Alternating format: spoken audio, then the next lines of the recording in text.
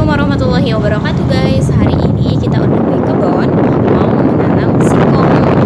Jadi ikutin terus ya guys.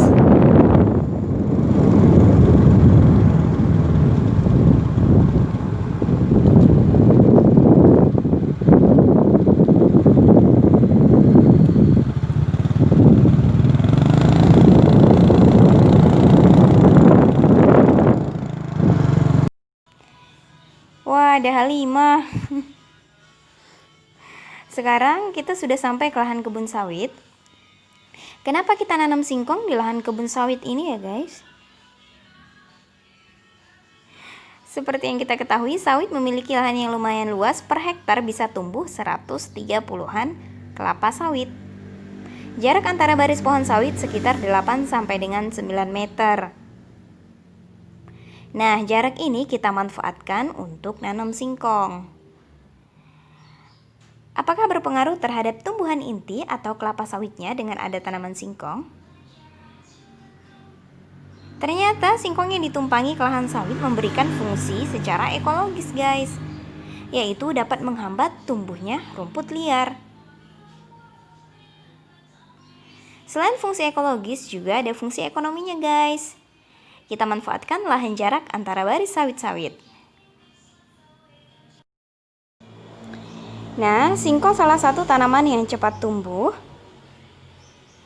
Ini batang singkong tidak terlalu tua atau muda yang belum sempat kita potong-potong beberapa bulan kemarin untuk bibit. Kita hanya letakkan dan biarkan ternyata tumbuh subur begini. Nanti bakal kita petik daunnya. Daunnya ini mengandung protein ya guys.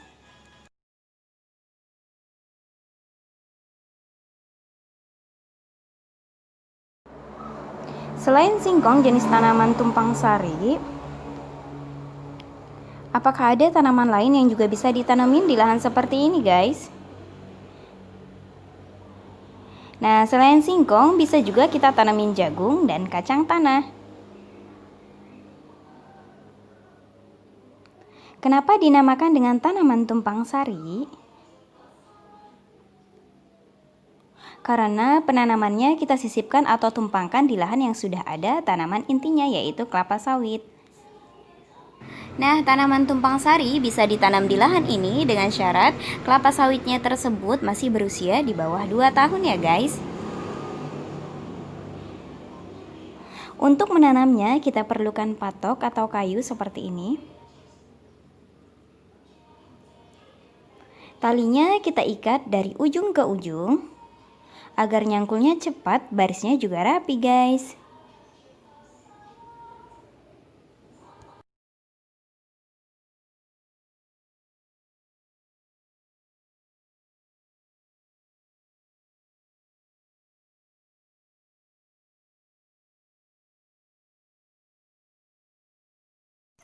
Nah, sekarang bibitnya kita angkut ke lahan yang sudah dicangkul sana ya guys.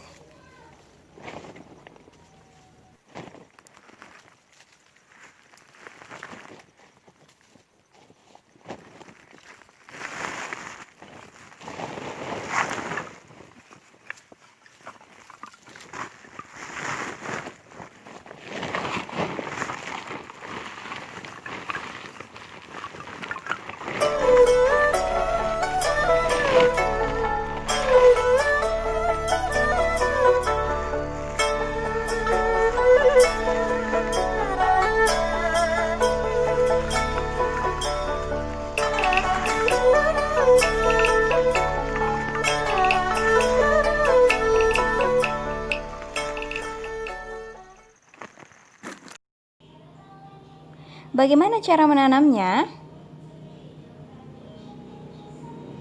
Setelah bibitnya kita letakkan ke tanah yang sudah dicangkul.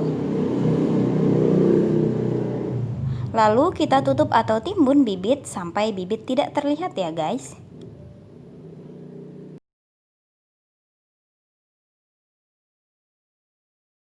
Jadi kita menanamnya tidak ditancapkan sebagaimana biasanya ya guys.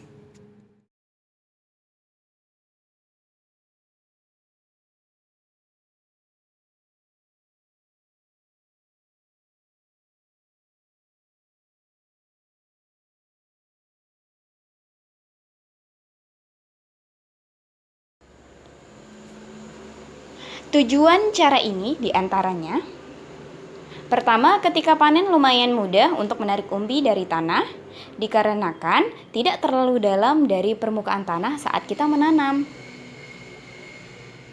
Kedua, setelah bibit yang ditanam berumur beberapa hari, kita mau bersihkan rumput liar dengan cara disemprot.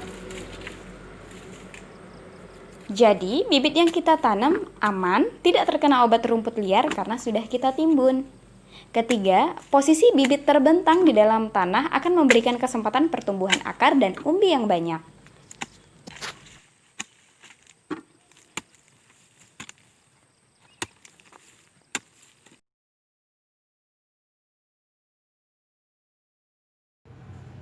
Wah, rumput liarnya lumayan ya guys.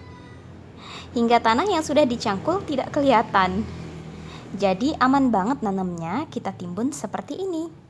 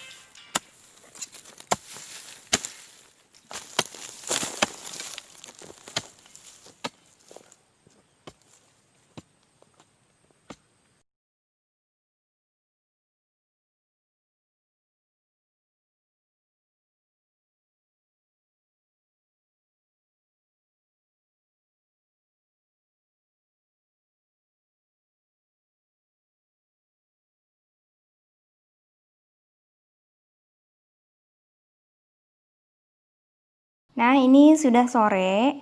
Sebentar lagi kita pulang. Ini adalah baris terakhir untuk kita tanam. Nah, sebelum kita pulang, kita mampir dulu ya guys di sini. Ini jenis singkongnya sama dengan yang kita tanam tadi ya. Umurnya kurang lebih 3 sampai 4 bulanan. Lahannya berada di samping lahan yang tadi juga.